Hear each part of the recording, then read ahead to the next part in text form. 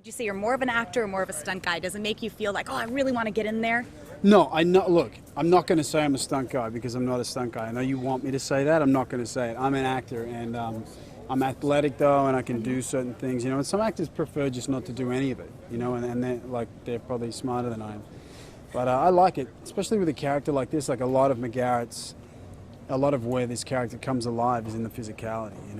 Is how he moves and how he does what he does, and there's a lot of he does a lot of dynamic entries and a lot of dynamic takedowns and stuff. And I don't know, it's fun. I really enjoy doing that stuff. It's real kind of rough housing, and so it kind of comes naturally to me.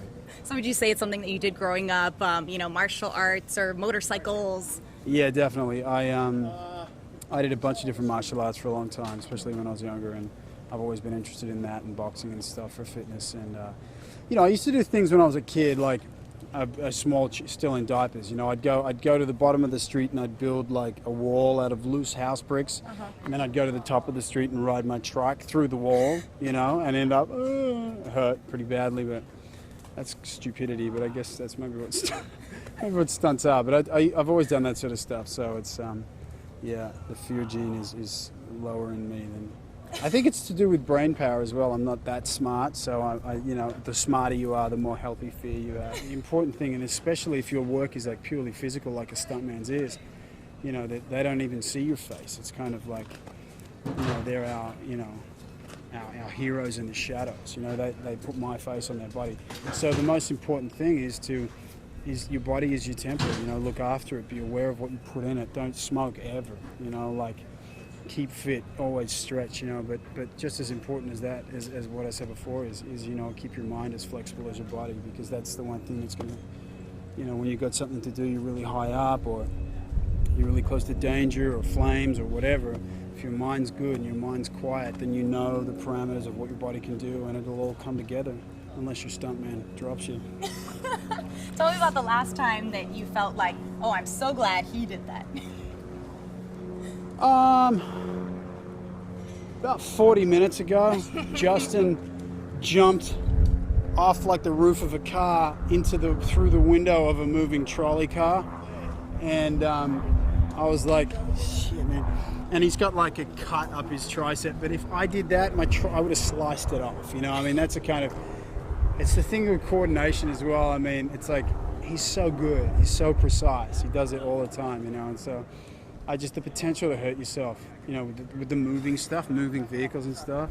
So I'm kind of glad he did that. We had an amazing team on the pilot, and I had an amazing stuntman, and we had the budget, and we had a lot more time than a normal episode of television. We also had Len Wiseman directing, and he's a big action director, and these guys know what they want, they know what's good, and they know what's going to sell, and their attitude. It'd be incredible if we had $10 million in 4 weeks for every episode of Hawaii Five-0, but we don't. And, but when you've got the time, the luxury of time and money, and you've got a crew of people that know what they're doing, there's no reason why you can't put movie-scale stuff on TV, and we proved it with the pilot. What do you think was the best stunt for that pilot, or so far, I guess, in the show? I don't know, all the we've got a lot of great stunts, we have a lot of amazing, like, smaller stunts week to week where our stuntmen will run and like dive headfirst into car windows while the car's driving, things like that are pretty underrated. It's like you see it and you go, oh wow, that's cool, but it's like, no, that's super cool, and that guy's bigger than the window, and oh my God, how did he do it? And so a lot of stuff kind of like when you're not exploding helicopters and like mowing down villages of people, and people get underwhelmed quite easily because they're used to the really huge stuff. But coolest stunt, I don't know. I loved all the beginning of the pilot and the teaser, all the stuff in Korea, with all the Hummers and the helicopters and the guys like rappelling out of helicopters shooting. It was pretty great stuff. Unless you're in the business, nobody really knows what goes on and how much.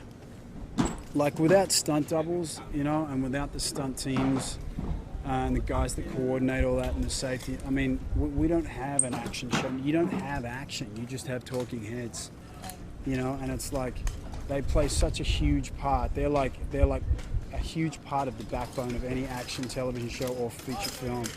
And like I said, they're the unsung heroes, and even though people know about stunts and all the rest of it, I don't think they really realise that so much for this show, for instance, so much of the show hangs on how good our stunt team is. You know what I mean?